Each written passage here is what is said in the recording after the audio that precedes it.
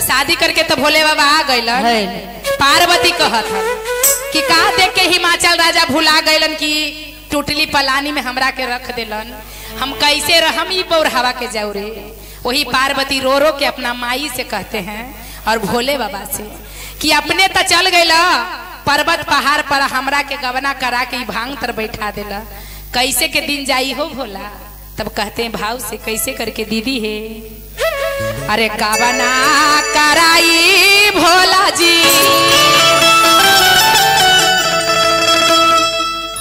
है भांग तारा बैठैला आहो मान मोहना भोला। भोला जी अपने पापा के बेटी रानी होली आ तू ला के रखला जंगल में त का करी, बाबा लेके लाख धिया लेके खाक, बाबा के तो बहुते है लेकिन हमरा ला कुछ न है।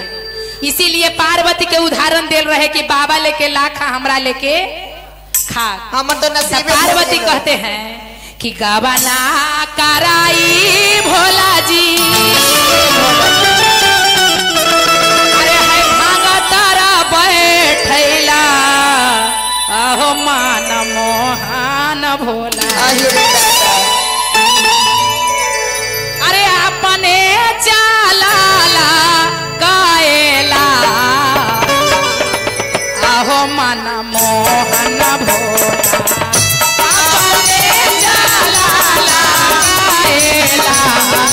आहो मन मोहन भोला बाबा ना कराई भोला भांग तारा बैठैला आहो मन मोहन भोला।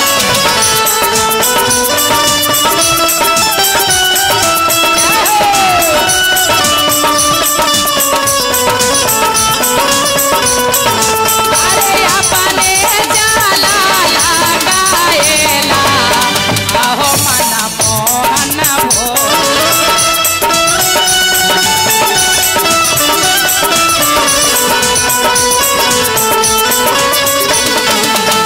पापा घर रहली भोला कैसे रहबा हे गौरा, कहते गौरा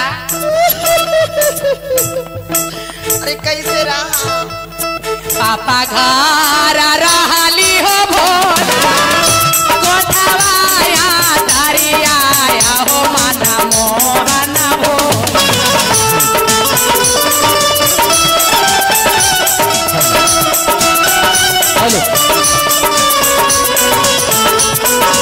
अरे तोरा संगे तू डाली मारा हो मन मोहन भोला। तोरा संगे तू डाली मारा हो मन मोहन भोला। अरे अपने जाला लगाएला हो मन मोहन भोला।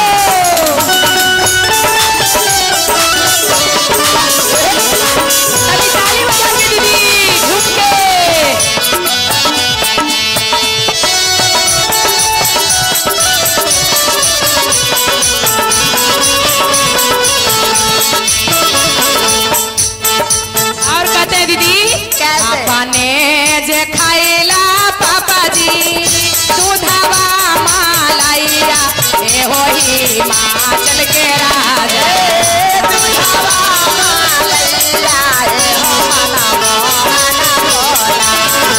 अपने जे गैला बाबाजी दूधवा मालैया ए हो हिमाचल के राजा दूधवा मालैया ए हो हिमाचल राजा अरे भोला जाऊ रे भांगिया धाधो हमें कैसे रहे भोला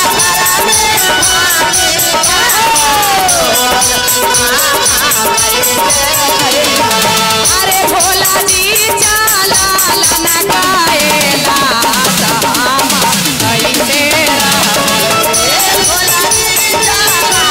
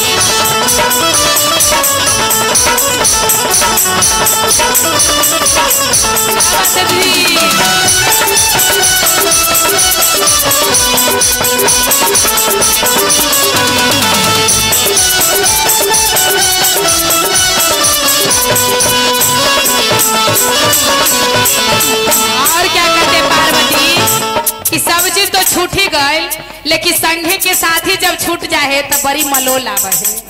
इतना नहरा में हमरा साखी सब रहे तोरा जौरे तब भूत बैताल है तो तुम मगन है हमर साखी सब वहीं रह गए कहाँ दीदी नहरे में तो इसीलिए पार्वती कहते हैं का पापा घर घुमाली भोला सखिया सहेलिया अहो मन मोहन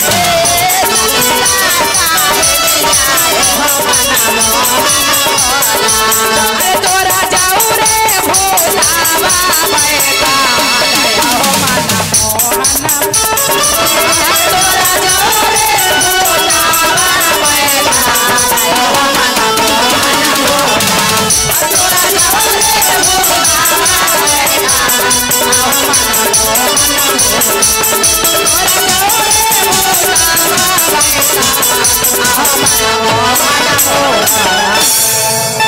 भगवान की एक बार प्रेम से बोलिए बाबा भूतनाथ की हर